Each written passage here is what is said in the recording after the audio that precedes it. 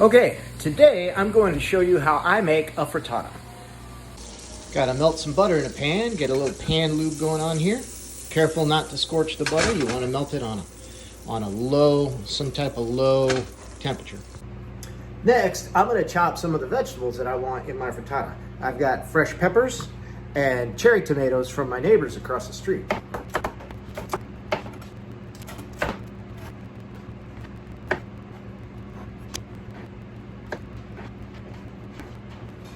Next, I'm going to chop up a little bit of white onion.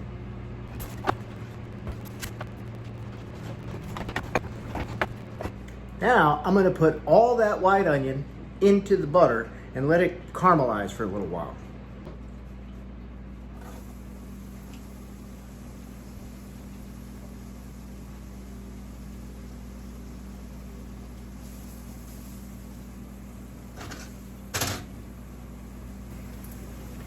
I don't want to put the tomatoes or the peppers in yet because I still want them to have a little bit of firmness and crispness when my frittata is done. So I'm going to put those in towards the end.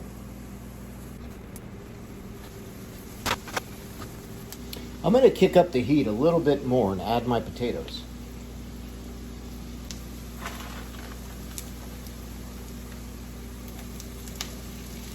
Yeah, I know, I'm cheating using pre-cut, whatever. Season them a little bit with a little bit of everything seasoning. Stuff that's on the everything bagels. I really like this stuff. It's got a little bit of everything. And a little bit more garlic powder just for some extra flavor. I like a little zit to my frittatas. Mix it up a bit.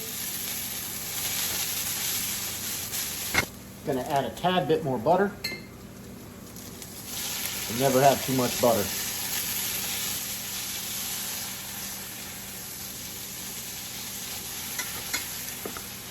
I keep my butter out so it's always nice and soft and kind of pre-melted. Start to get a little bit of color on those potatoes. What we want, just a little bit of color on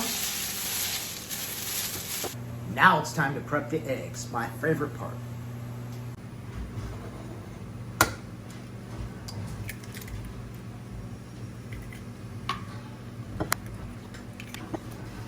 These eggs are nice and warm. They're fresh from the chicken today.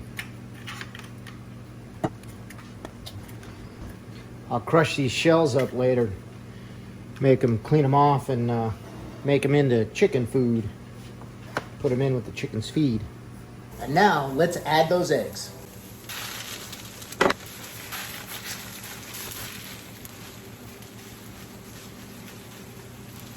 Oh, it smells amazing. Garlic, a little bit of onion smell in there. All buttered up.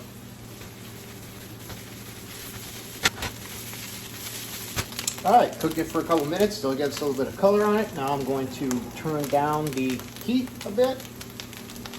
Now I'm going to add my fresh vegetables. Just a little bit for color, a little bit of flavor from those peppers. Mix that around. I still like my tomatoes to have a little bit of texture to them, a little bit of bite. I don't like them to get soggy, so I add them in towards the end. And they're going to be, ooh, God, this pepper smells so good. These are going to be spicy. Such a nice scent.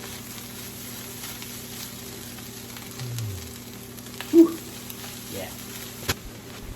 I like to top it off with a little bit of cheese. I like to get some different kinds of cheeses and just layer them on there every little bit and cover it, let it melt, let the cheese kind of soak in.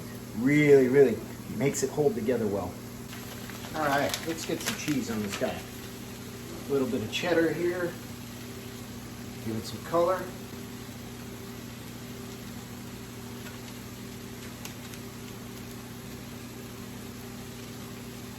Gonna put a little bit of Gouda around here and some Havarti to make it nice and creamy and melty. It melts really nice.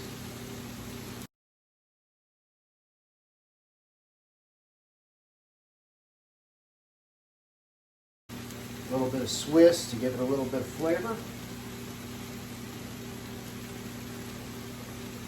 Let's layer these guys around a bit. And we'll just finish off this Gouda.